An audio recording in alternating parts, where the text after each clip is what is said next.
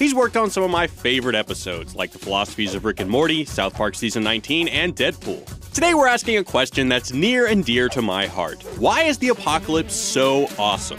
Whether I'm watching the pandemonium unfold in The Walking Dead, or even making dumb zombie preparedness plans with my friends, FYI, mine is looting Korean barbecue with Woody until the undead come, I, and probably you, can't get enough of the end of the world. Thankfully, Alec has a theory of why we can't get enough. So because he's our resident Walking Dead expert, I'm gonna pass it off to him. Thanks, Jared. I did a bunch of reading on this, and believe it or not, this obsession is kind of new. I don't mean the idea of the apocalypse is new. You've got films like Omega Man, Night of the Living Dead, and people have been rambling about the end of days since they figured out how to write. But apocalypse is certainly having a moment in popular media, and I'm going to argue it has a lot to do with what we all secretly believe about our current world. Welcome to this wisecrack edition on The Walking Dead and apocalyptic fiction.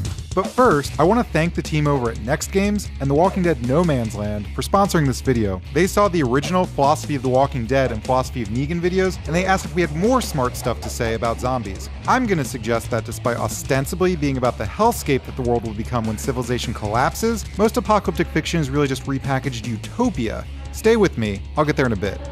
In apocalyptic fiction, we get two scenarios, surviving and rebuilding. Survival fiction includes Dawn of the Dead, in which our survivors hunker down in a mall, 28 Days Later, where our protagonist seeks sanctuary from a virus, and This Is the End, where celebrities have to avoid being swallowed up by hellfire. But we also have rebuilding as a component of apocalyptic fiction.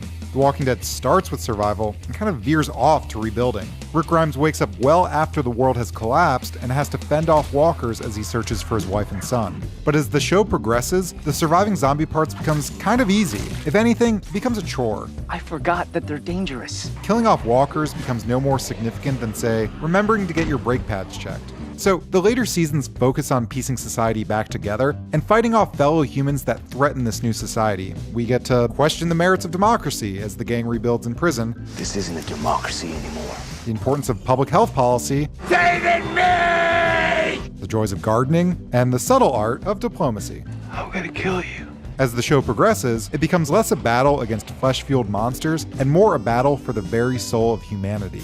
In his forthcoming book, The PlayStation Dream World, philosopher Alfie Bound argues that The Walking Dead and other apocalyptic fiction provide a sustained escapism from our own reality. But unlike other forms of escape like drugs or fidget spinners, doomsday fantasies offer a unique glimpse into what we think of our own society. For instance, the fact that apocalypse is so popular instead of, say, utopian science fiction is telling. The 1940s, 50s, and 60s were the golden age of science fiction, and despite the fact that we could have been annihilated by nuclear war at any second, shows like The Jetsons or Star Trek imagine a future with flying cars, robot maids, teleporters, and space travel. Humanity would pull out of its petty nonsense and focus on the real problems it faces, like inventing an on-demand, all-you-can-eat buffet in space. And while science fiction is certainly still present, we've long since ended our media romance with jetpacks and utopian futures. And that's because, to paraphrase Bound, it's far easier to imagine the end of the world than the end of our current economic reality.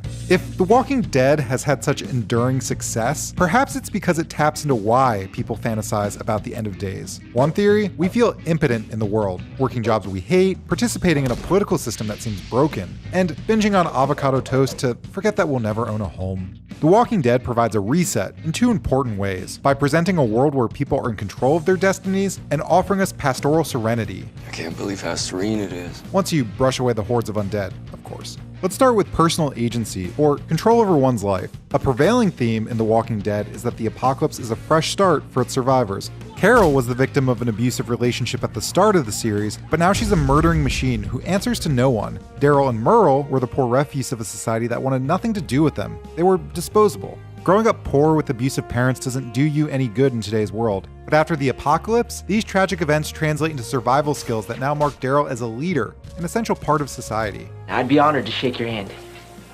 Negan was a used car salesman and can now use his manipulative talents for something a little more ambitious than selling extended warranties. I'm Negan. I'm utterly, completely stone cold Negan.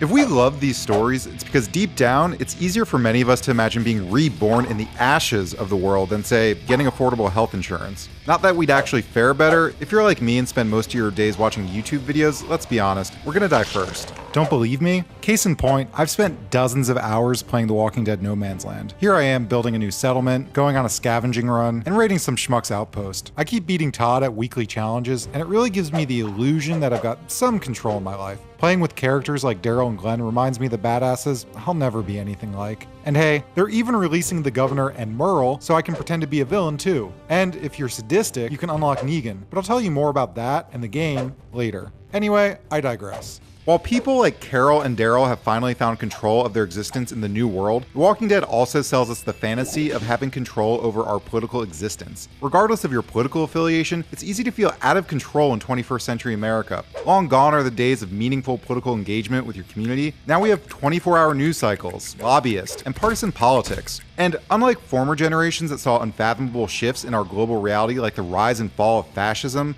the civil rights movement, or the end of the Cold War, today's youth has seen a somewhat stagnant political reality, with a few exceptions. And while the politics of Rick's survivors aren't always ideal, at least the characters have a tangible impact. In Alexandria, Rick can use persuasion and sometimes a little bit of violence to get his way. The leader of Hilltop may be a coward, but hey, at least he's a guy you can go and talk to. The survivors even dabble with direct democracy. Democracy time, y'all. In other words, individuals are still afforded power in their political climate, a sentiment foreign to many people today. And economically, The Walking Dead offers us the same fantasy. There's a sort of pastoral serenity offered to us first on Herschel's farm, and later in the prison in Alexandria. We forget our alienated modern lives of constant distraction and enter nostalgia for a quiet community where one can work the land, put in an honest day's work, and reap the benefits of their labor. Unless you live under Negan's feudal economy, but hey, that's why he's the bad guy. So, to get back to the Jetsons and our loss of utopia, well, it's not really gone. Found notes, the problem we are faced with is not so much a lack of utopia, because this is really what dystopic dreams are, the enjoyment of a chance to restart in a more simplified world, thinly veiled by the apparent horror of dystopic collapse. And it's not just The Walking Dead. Between Bear Grylls, Naked and Afraid, and Survivor Man, the shock of living a simpler existence provides the same kind of escape as space travel did 50 years ago. So what do you think? Is our love of The Walking Dead a resignation to the hopelessness of it all? Or do we just love seeing zombies get stabbed in the brain?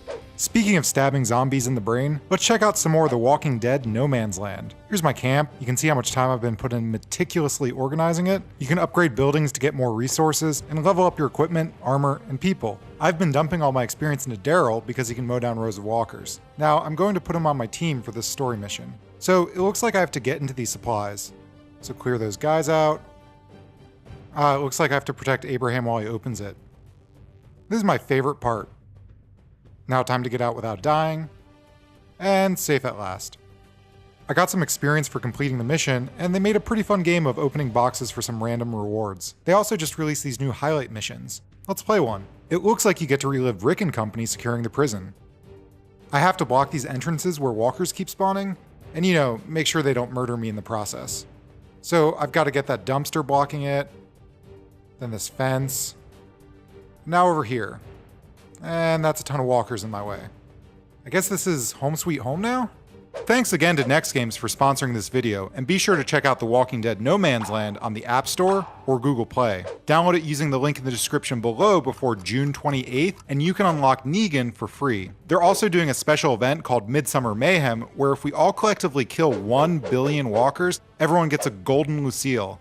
And you can play with us. Join Wisecrack's Hyperion Guild with me, I'm Slavoj Žižek, and Todd is Farkeen Bestige, which I'm told is